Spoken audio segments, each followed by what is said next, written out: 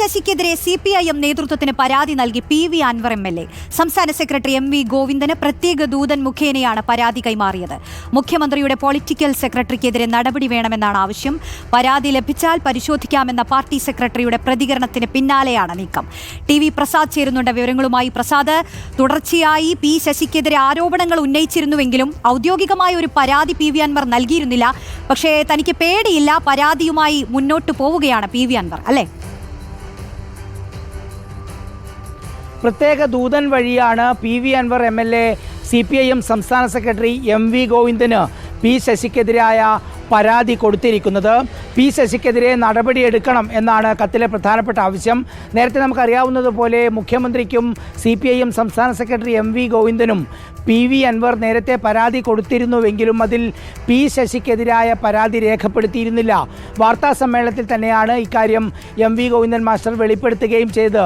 അതിന് പിന്നാലെ PV അൻവർ MLAയും ഇക്കാര്യം സ്ഥിരീകരിക്കുകയും ചെയ്തു. താൻ എങ്ങനെ എഴുതി തയ്യാറാക്കിയ ഒരു പരാതി P ശശിക്കെതിരെ കൊടുത്തില്ല എന്നുള്ളത്.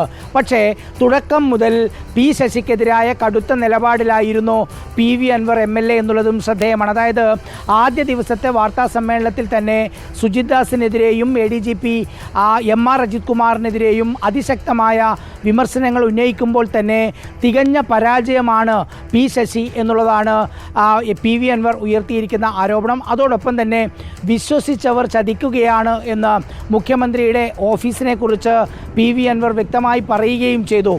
ADGP അജിത് കുമാർ ഈ ഓരോ കാര്യങ്ങളും ചെയ്യുന്നത് P ശശിയുടെ പിന്തുണയോടെയാണെന്നും P ശശിയെ മാറ്റേണ്ടതിൻ്റെ ആവശ്യകതയാണ് പ്രധാനമായും എല്ലാ വാർത്താ സമ്മേളനങ്ങളും മാധ്യമങ്ങളെ കാണുമ്പോഴുമെല്ലാം PV അൻവർ ആവർത്തിച്ചു കൊണ്ടിരുന്നത്. തീർച്ചയായും പാർട്ടിക്ക് ഒരു പരാതി ഇടത് MLA തന്നെ കൊടുത്ത സാഹചര്യത്തിൽ അത് പാർട്ടി കമ്മിറ്റി ചർച്ച ചെയ്യേണ്ടി വരും, സംസ്ഥാന കമ്മിറ്റി ചർച്ച ചെയ്യേണ്ടി വരും.